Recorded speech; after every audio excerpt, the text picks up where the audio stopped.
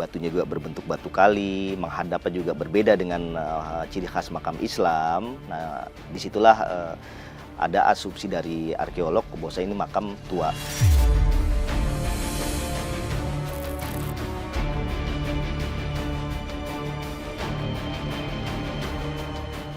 Makanya kalau Tuhan lagi kalau disuruh gali, kalau nggak Tuhan ini pasti keluar di atas.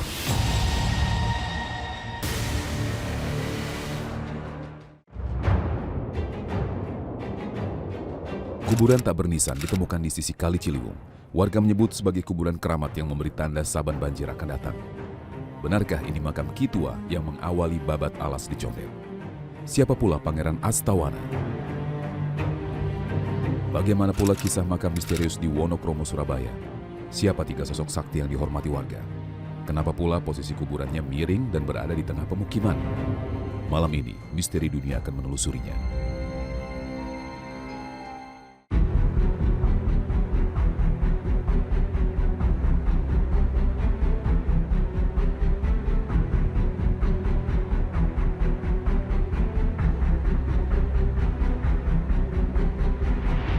Jakarta, kota ini takkan pernah habis diceritakan dari sejarah masa lampau nan kaya dengan budaya dan folklor sampai kini setelah menjelma jadi kota megapolitan. Di sini masa lalu hidup berdampingan dengan modernisasi. Bermain sedikit ke arah pinggir, kita akan bertemu dengan sejumlah wilayah yang masih menjalankan tradisi leluhur, kukuh mempertahankan warisan tradisional, termasuk menjaga asal-usul dan segala macam peninggalannya. Salah satunya adalah Condet, berada dalam wilayah administratif timur Jakarta. Condet merupakan daerah di Kecamatan Kramat Jati yang terdiri dari 3 kelurahan, yaitu Batu Ampar, Balai Kambang, dan Kampung Tengah. Terdapat banyak versi dari asal-muasal penamaannya. Pertama berasal dari nama sebuah anak sungai Ciliwung, yaitu Ciondet. Sedangkan Ciondet adalah bahasa Sunda, yaitu paduan kata Ci yang berarti anak sungai, dan Ondet, sebuah istilah oleh-oleh atau pohon bunyi. Ada juga catatan yang menuliskan bahwa nama Condet berawal dari perjalanan Abraham van Riebeeck saat menjadi gubernur jenderal. Bersama rombongan ia berjalan melalui anak sungai Ciondet sepanjang 15 km dari pusat kegiatan VOC yang berada di Pasar Ikan di bagian utara. Peristiwa ini berakhir 24 September 1709. Dan satu lagi cerita rakyat yang banyak diyakini bahwa kata Condet berasal dari nama seseorang yang memiliki kesaktian dan memiliki bekas luka di wajahnya yang biasa disebut codet. Konon orang sakti itu sering muncul di wilayah Batu Ampar, Balai Kambang, dan Pejaten. Orang sakti itu adalah Pangeran Geger atau Ki Tua. Benarkah versi ini yang paling mendekati kebenaran? Ya, mengenai Ki Tua kan ada beberapa versi ya. Ada yang dibilang dia Ki Balung Tunggal, ada dia bilang Datuk Sakban atau Ki Tua. Kalau ditanggalkan narasinya saya juga kurang begitu paham, tetapi kalau dirunut dari Datuk Mahmud, Datuk Imut bin Sakban atau Datuk Sakban, nah itu kisaran-kisaran sekitar abad-abad ke-17. Sejaman dengan abad-abad hidupnya, fase-fasenya Pangeran Astawana Condet. Hikayat tentang Ki Tua didukung sejumlah bukti. Tahun 2016 lalu, tim arkeolog menemukan artefak berupa makam-makam tua yang merupakan bukti prasejarah di masa lalu. Beberapa menyebut kalau salah satu makam itu diduga sebagai kuburan Ki Tua. Ya, kalau mengenai makam Ki Tua sih, ya sebetulnya memang sudah sejak lama ya di Condet itu ada. Dari saya kecil pun, ya bahkan dari orang tua saya kecil pun, ya makam itu memang sudah ada. Sudah disitulah tempatnya. Jadi, kaitannya dengan para arkeolog, ya karena dia juga melihat simbol makam mungkin ya, batu-batu segala macam. Ya di situ batunya juga berbentuk batu kali, menghadapnya juga berbeda dengan ciri khas makam Islam. Nah, disitulah ada asumsi dari arkeolog bahwa ini makam tua. Tapi memang itu salah satu makam leluhurnya orang-orang Condet lah. Sayangnya tak ada tanda apapun di pusara. Tidak juga kubah, nisan, kaligrafi atau apa saja yang menandakan kalau itu benar-benar kuburan Ki Tua. Hanya gundukan tanah berpagar batu kali yang terpacak di bawah pohon ara.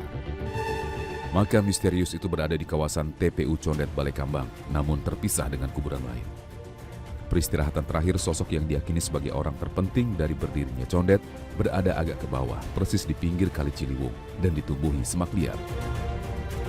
Untuk sampai ke sana kita akan menyusuri ratusan makam lain terlebih dulu, lalu bertemu selokan kecil yang memisahkan kompleks pekuburan dengan makam sang ulama. Assalamualaikum warahmatullahi wabarakatuh. Ini yang kita sebut sebagai makam Kitua. Jadi makam Kitua ini memang penyebar agama Islam pertama di Tanah Condet. Dan dia memang alim ulama yang benar-benar menegakkan ajaran Islam di Tanah Condet. Dan sampai sekarang kita cerita dari kakek kita, uyut kita, memang orang yang paling dituakan di Tanah Condet. Walaupun makam seperti ini banyak yang nggak tahu, makanya dari sekarang kita harus mengasih tahu turunan-turunan kita bahwa memang ada yang dituakan di Condet. Ya sewajar kayak orang tua lah, kita tetap menghormati, tetap kita, apalagi kalau mau bulan Maulud sering kita ziarah sini. Memang dulunya ini tanah wakaf, sebelum ada TPU memang makam ini udah ada. Ini Kitua, Pangeran Astawana sama Datuk Imut atau Haji Mahmud bin Sa'ban. Ada pendapat itu, cuman tetap kita mau ciri khas dia seperti ini, udah kita pertahankan. Paling ya kayak alang-alang nih pada numbuh kita rapiin, kita bersihin, udah tetap untuk bentuk makamnya seperti ini. Jadi nggak menghilangkan ciri khas yang awalnya ini. Takutnya kalau kita rubah nanti berubah semuanya, pendapat orang beda lagi. Takutnya seperti itu aja. Ya adanya seperti ini kita rawat dengan baik. Warga sekitar hakul yakin kalau makam tua itu adalah kuburan Pangeran Geger alias Kitua. Mereka merasakan aura keramat menyembur dari makam. Seringkali kuburan memberi tanda setiap peristiwa yang akan terjadi di sekitar Sungai Ciliwung, terutama jika banjir akan datang.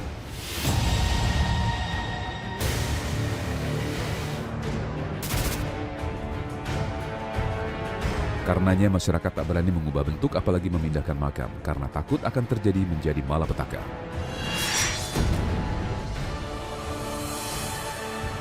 Biasanya sih kalau air mau banjir nih, itu kan biasanya musim kering, biasanya ada yang hanyut di Kali Ciliwung. Itu pun hanyut posisi kering, karena kan banyak yang mandi itu anak-anak kecil atau dewasa. Itu pasti ada, karena saya ngalami sendiri, karena kebetulan rumah dekat pinggir kali di Gua Monyet. Itu memang gitu tanda-tandanya. Kalau ada yang hanyut aja, paling selang 3-2 hari itu besoknya banjir gede. Udah itu aja sih. Ada seperti itu, cuman kan kita jangan terlalu jauh banget, takutnya lama-lama menyimpang. Kita tetap satu ya, kita minta kuasa sama Allah Subhanahu Wa Taala. Dan dia kan perantara, jadi kita juga cukup tahu aja. Karena kan memang dia yang paling tua, ya tetap kita hormatin, itu aja sih, nggak ada yang lebih. Keberadaan makam Kitua telah santer pula ke seantero ibu kota. Meski belum bisa dipastikan secara arkeologis, keyakinan kadung tertanam. Makanya ada saja orang yang berkunjung diam-diam untuk ziarah, melakukan semedi, bahkan pesugihan. Untuk aslinya dia jarang untuk mengganggu. Yang penting selagi kita masih sopan sama yang tua, ya alhamdulillah kita masih diberi untuk diberi keselamatan untuk dia. Ya paling untuk penampakan ya sosok biasa lah, makhluk-makhluk astral yang ada di sini. Yang pasti kalau keberadaan makam ya atau kubur itu kan memang ya sakral ya namanya di tradisi Indonesia pada umumnya, dan kita Betawi yang namanya makam itu kan adalah kalau bisa dibilang jejak-jejak dari masa lalu kita. Ada makam, disitulah terbaring jenazah dari orang-orang tua kita. Jadi memang apalagi posisinya itu di pinggir kali yang memang notabene dulu di Condet adalah Sungai Ciliwung itu adalah bagian dari jalan rayanya atau transportasi utama pada masa itu. Nah, jadi keberadaan makam-makam yang sekarang seperti makam Kitua, Pangeran Astawana, nah itu ada semacam sebuah simbolisasi yang memang kuat. Jadi memang harus dilindungi, harus dijaga, jangan sampai diratakan, digusur segala macam. Didorong ikhtiar untuk menyingkap sejarah, beberapa waktu lalu tim Misteri Dunia mendatanginya bersama Opi Kumis dan Anggra Putri Tania, seorang pakar retrokognisi. Melalui penelusuran mata batinnya, Anggra menjelaskan hal-hal di masa lalu terkait kuburan serta sosok yang bersemayam di makam tanpa nisan tersebut. Dulu ini terkenal dengan yang namanya pohon buni. Buni. Betul, pohon buni. Dan pohon buni ini ada sangkut pautnya dengan Condet dulu. Condet juga dulu kan dalam kawasan Kerajaan Salamanegara.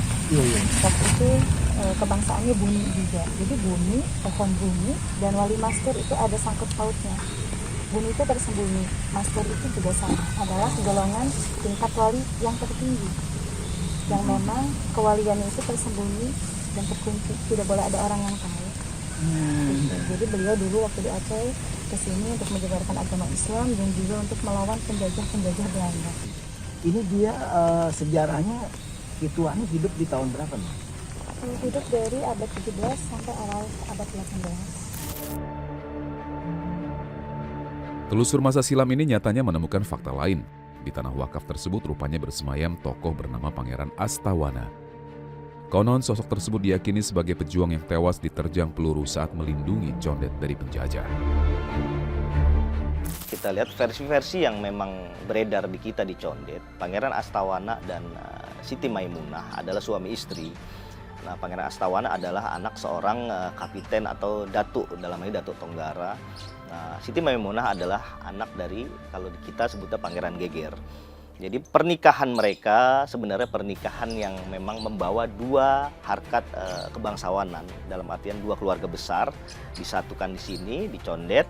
Nah, jadi memang beliau pun Astawana satu pasti pejuang karena fasenya adalah fase-fase pada masa perjuangan kolonial, masa-masa era-era kolonial, dalam hal ini fase-fase Ageng Tirtayasa, fase-fase Syekh Yusuf Al-Makassari. Nah, kita tahu Syekh Yusuf dari Makassar, Ageng Tirtayasa juga dari Banten. Nah, disitulah terus berdampak. Makanya kalau dibilang Pangeran Astawana adalah pejuang, bisa dikatakan seperti itu.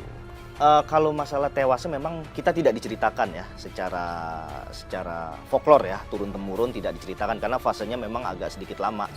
Jadi hal-hal itu juga tidak disebutkan. Jadi kalaupun ada yang berbicara dia tewas, ya dalam hal ini pasti perjuangan dia tetap berjuang. Karena selepas itu Siti Maimunah pun istrinya yang ditinggalkan pun terus berjuang melanjutkan perjuangan beliau. Senyampang sedang berada di tengah makam orang-orang sakti. Opi Kumis sekaligus berziarah ke makam Pangeran Astawana. Nah terus jadi cikal bakalnya akhirnya dia tinggal di sini tuh karena dia punya istri orang Condet. Betul, menikah dengan Ibu Siti Maimunah. Ibu Siti Maimunah itu adalah anaknya dari Kiai Saban atau bisa disebut dengan Kitua. Penyebar agama Islam pertama di Condet. Iya. Kalau ini Bang Opi nanyanya, Neng ada kedalaman sedikit nih. Nggak apa-apa. Kira-kira gambarannya nih Pangeran Astawana ini bagaimana nih gambaran orangnya nih? Itu gambaran perawakannya itu tinggi besar ya, hidungnya mancung, tampan, gagah perkasa, dan selalu memakai baju seperti kerajaan tetapi warna hitam dan ada kancing-kancingnya emas gitu. Di abad keberapa dia nih? Awal 18.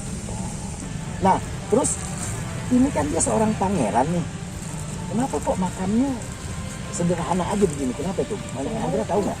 Kalau memang amanah dari beliau ya, sebelum beliau wafat, memang ingin sekali saat beliau wafat itu sederhana, jangan pernah ditembok, jangan pernah juga memakai seperti kayak saung gitu. Jadi memang dari waktu zaman hidupnya juga kan sederhana, rendah hati pada siapapun. Jadi emang pesennya gitu. Betul, sering membantu kepada sesama. Karena memang diajarkan oleh Syekh Abdul Saban ya, sama gurunya harus benar-benar mempunyai sifat yang ikhlas, tawakal, sabar, dan juga harus mempunyai sifat yang rendah hati. Karena sesuai yang tertulis di dalam kitab yang dibuat oleh Syekh Abdul Saban, katanya bahwa Condet ini akan menjadi tanah haram. Beratus tahun setelahnya daerah ini bertambah ramai. Meski dikepung kemajuan, Condet tetap mempertahankan sisi masa lalu dan peninggalan-peninggalan keramat itu.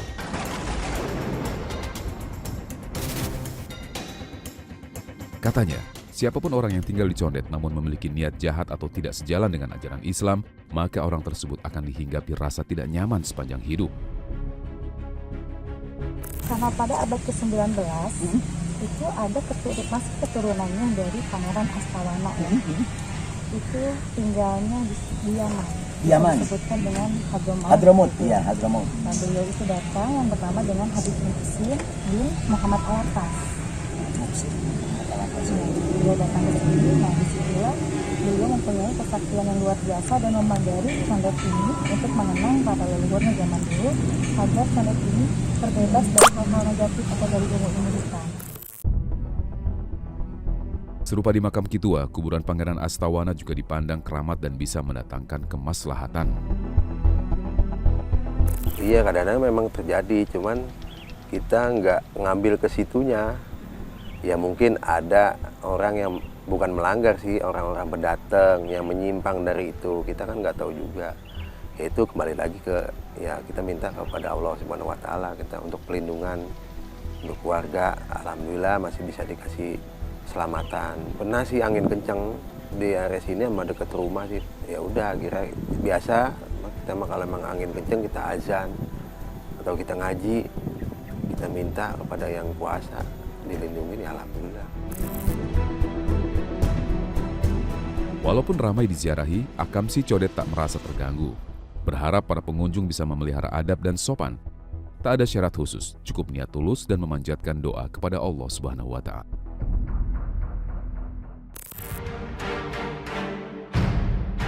Di Surabaya ada 3 kuburan misterius dengan posisi miring. Benarkah setiap ada hajat harus meminta restu? Siapa orang sakti yang terkubur di dalamnya? Kami akan singkap sebentar lagi. Jangan kemana-mana.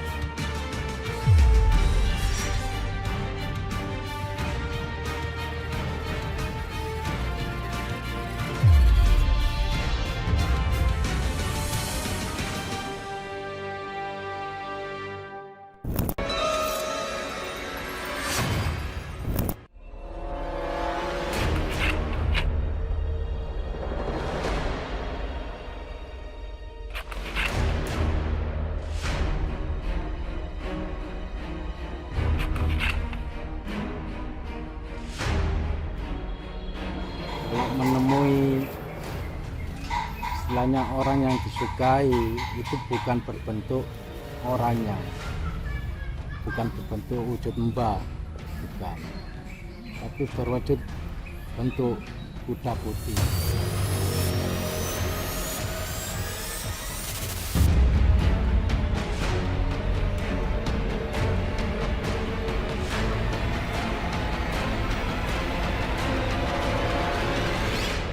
Cerita ini dimulai dari kejadian janggal yang dialami penonton Misteri Dunia. Dalam tulisan dan beberapa potongan video yang dibagikan, ia melakukan penelusuran ke beberapa makam sampai bertemu dengan sesuatu yang membuatnya tercengang.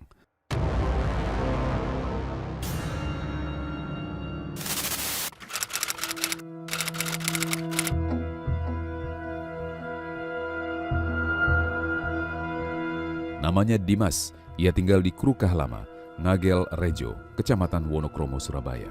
Meski kampungnya dihimpit 3 pemakaman umum, tak ada kejadian aneh yang menimpa dirinya, mulai dari lahir, anak-anak, sampai tumbuh menjadi dewasa. Serupa TPU pada umumnya, 3 kuburan itu, TPU Beratang Wetan dan Krukah Lama, dipasangin nisan dengan pepohonan yang tumbuh rimbun. Meski ada cerita orang tua untuk menakut-nakuti anak, ia tak terlalu peduli. Baru belakangan saja ia mulai penasaran dan berubah menjadi pengalaman yang mampir ke dalam cerita kehidupannya.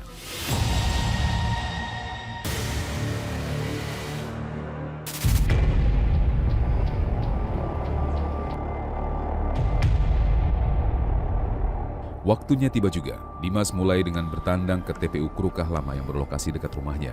Di sini ada 3 makam yang paling dihormati, Mbah Puguh, Mbah Regel, dan Mbah Sapu Jagat.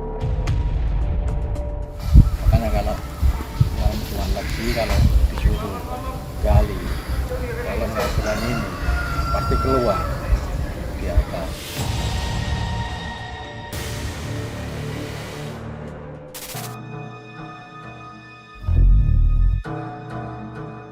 Ketiganya bukan orang biasa. Konon saat warga sekitar akan mengadakan hajatan seperti khitanan, lamaran hingga pernikahan harus melakukan ritual khusus. Biasanya sebelum hari puncak warga berbondong-bondong membawa tumpeng ke makam Mbah Puguh dan dimakan ramai-ramai di pelataran makam dengan jumlah tidak boleh kurang dari 10 orang. Mitosnya akan terjadi petaka kalau tak mengikutinya.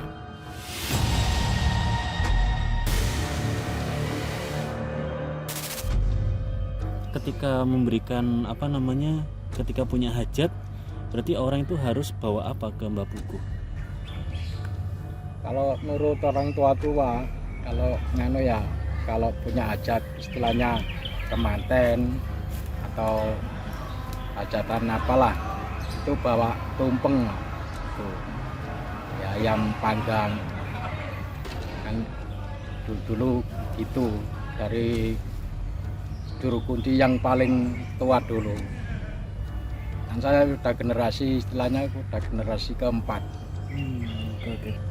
Oh dulu itu udah yang juru kunci dari ketiga dari saya itu, yang dulu itu pernah hilang. Makam Kerugas ini kalau tiap tahun kan istilahnya ada doa berkah. Itu aja nggak dilaksanakan, ada aja rintangan itu.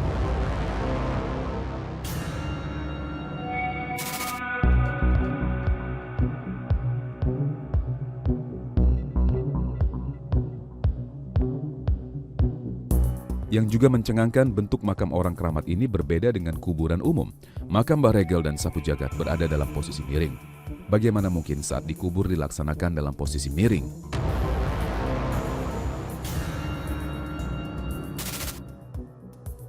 Cerita tetua kampung menggambarkan sosok Mbah Puguh yang sering muncul sebagai pria dengan berpakaian Jawa, lengkap dengan belangkonnya. Tak jarang pula hadir dengan bentuk seperti harimau.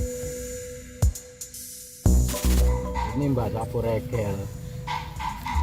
Kalau menemui istilahnya orang yang disukai, itu bukan berbentuk orangnya, bukan berbentuk wujud mbah, bukan, tapi berwujud bentuk kuda putih.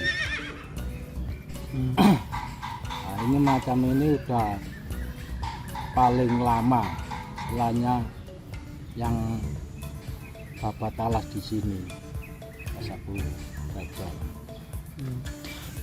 Tapi memang makamnya memang ini ya Mbak, Miring.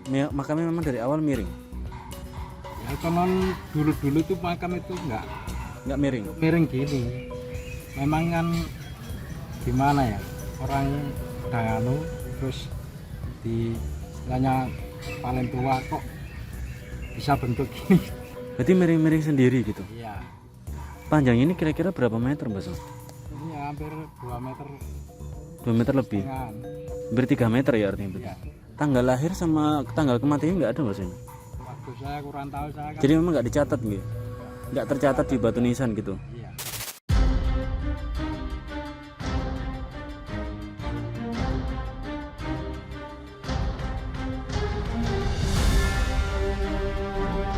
Guys, rumah ini nek jatuhan gitu hancur total.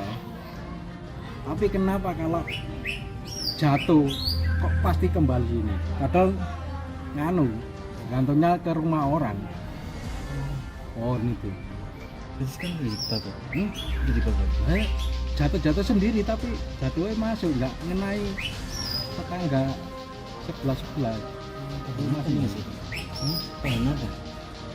Sini ada begitu cuwet besar sampai wis nutupi rumah situ belumnya.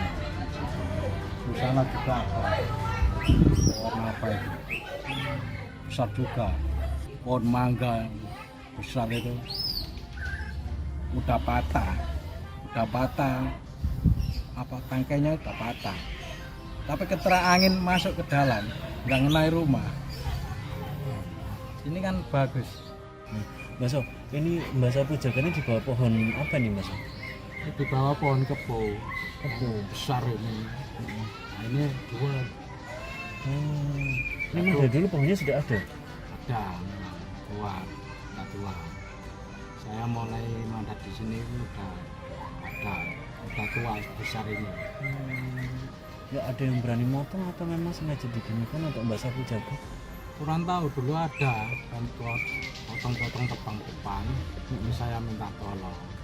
Tapi orang tahu fasilitasnya bikin motong nggak bisa atau takut gitu kurang tahu.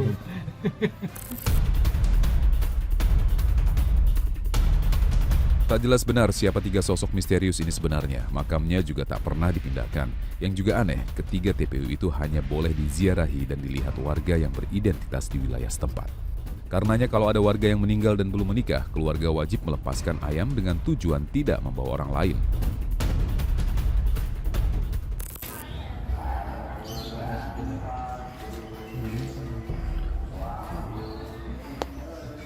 Ini salah satu ketinggalan gitu minta nuntut mas. Padahal ini barangnya jauh dah. Setelah rosokan. Tapi Mbak So hafal ya? Hah?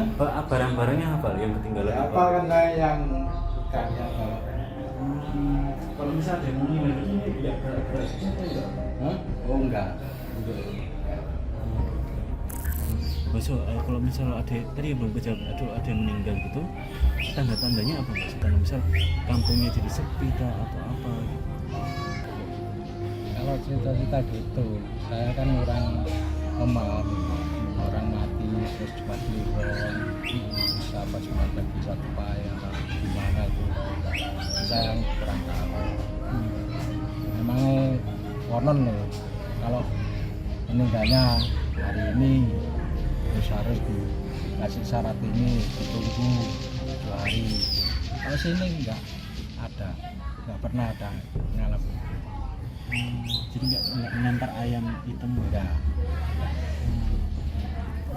Jadi biar agak Ya kalau ada ya meninggal istilahnya belum rumah tangga terus dilempari ayam. oh belum rumah tangga Ya, ayam biar apa Mas? kurang tahu. Itu kan istilahnya kan kepercayaan orang dulu kan gitu, biar katanya nggak bawa Orang lagi. nggak bawa apa itu musibah ke rumahnya ke keluarganya lagi. Tapi masih sering ketemu kayak gitu? Pernah? Aku udah lama itu nggak pernah. Tapi dulu pernah ya? Iya dulu pernah. Jadi memang ayam hitam cemani itu khusus yang belum menikah. Bukan cuman Ayam ya biasa. Ayam biasa. Ya. Terus tiba-tiba hilang gitu ayamnya tuh. Ya enggak, katakanlah yang di kasino saya kadang-kadang ya dilempar ambil liar anak-anak gitu. Jadi nggak hilang gitu ya? Enggak.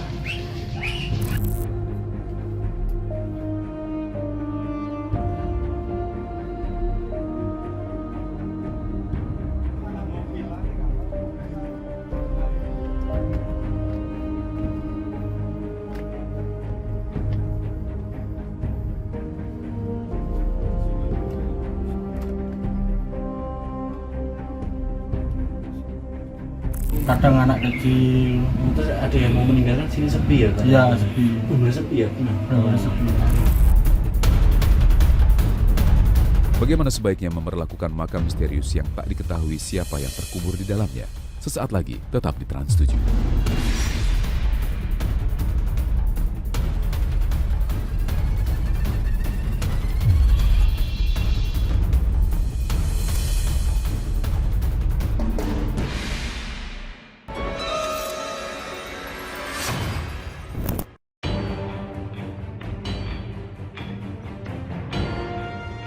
Sesungguhnya tak ada yang misteri dengan kematian, semua orang pasti akan menemuinya. Hanya saja, tak semua diketahui di mana kuburan dan batu nisannya. Lalu kuburan-kuburan misterius ini menemukan caranya sendiri untuk diketahui. Entah karena karomah jasad yang terkubur, juga oleh serangkaian peristiwa ajaib di sekitar. Demikianlah makam Pangeran Geger atau Kitua diidentifikasi.